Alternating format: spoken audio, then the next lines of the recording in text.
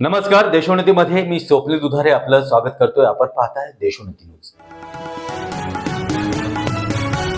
आजचा विषय आहे काळजीवाहू मुख्यमंत्री एकनाथ शिंदे यांच्या मनात दल्लय तरी काय. मुख्यमंत्री एकनाथ शिंदे यांनी राज्यपालांना राजीनामा दिला. पुढील मुख्यमंत्री ठरेपर्यंत ते काळजीवाहू मुख्यमंत्री पदावरती आहे. त्यानंतर त्यांनी दिल्ली गाठली. अमित शहा यांची देवेंद्र फडणवीस आणि अजितदादा पवार यांच्यासह त्यांनी भेट देखील घेतली. भेटीनंतर त्यांच्या चेहऱ्यावरती उदासीनता जाणवली आणि या उदासीनतेवरती महाराष्ट्रभरात चर्चा रंगली. असं असतानाही एकनाथ शिंदे हे परतल्यानंतर थेट आपल्या गावी अर्थातच सातारा जिल्ह्यातील दरेगाव या ठिकाणी पोहोचले. दरेगावात पोहोचल्यानंतर त्यांनी आपला मोबाईल बंद केला आणि ते शांत ठिकाणी एकांतात राहिले. असं असताना मुंबईत मात्र चर्चांना उधाण आलं होतं. त्यातच संजय शिरसाट यांनी एक विधान केलं.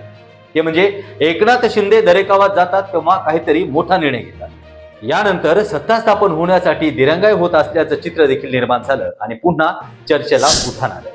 अशातच एकनाथ शिंदे काल पुन्हा मुंबईत दाखल झाले आणि आमदार भरत गोगावले यांनी देखील एक विधान केले. ते म्हणाले की एकनाथ शिंदे यांना सत्तेबाहेर राहून सत्ता चालवण्याची इच्छा त्यांनी बोलून दाखवली, पण आम्ही त्यांना त्या बाबतीत विरोध केला.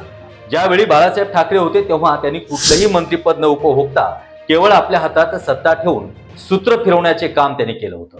त्याच पार्श्वभूमीवरती की काय एकनाथ शिंदे देखील सत्तेच्या बाहेर राहून सत्ता चालवण्याचा विचार करतात की काय, हा प्रश्न निर्माण झाला आहे. यातच कालपासून एका चर्चेला उधाण आलं. ते म्हणजे इतर नेत्यांना डावलून एकनाथ शिंदे आपल्या मुलाला उपमुख्यमंत्री पदाची खुर्ची देणार की काय, याबाबत देखील साशंकता आहे. बरं, आपण जाणून घेऊयात खासदार श्रीकांत शिंदे यांच्याबद्दल.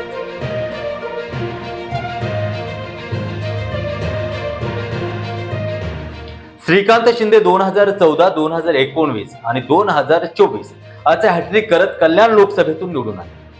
खरं तर श्रीकांत शिंदे हे MBBS डॉक्टर आहेत. त्याचबरोबर ऑर्थोपेडिक मध्ये त्यांनी MS देखील केला आहे. एकनाथ शिंदे यांच्या प्रत्येक निर्णय प्रक्रियेमध्ये त्यांचा सहभाग असतो.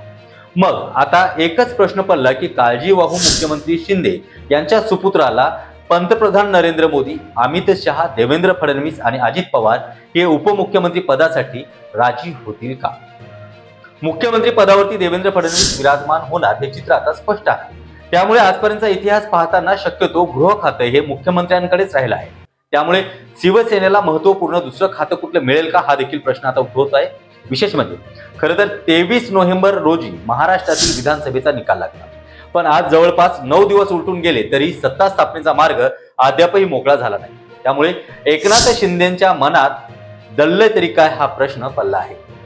लवकरच याचे उत्तर मिळेल आणि आम्ही देशोन्नतीच्या माध्यमातून राजकीय विविध घडामोडी दाखवण्याचा प्रयत्न सातत्याने करू.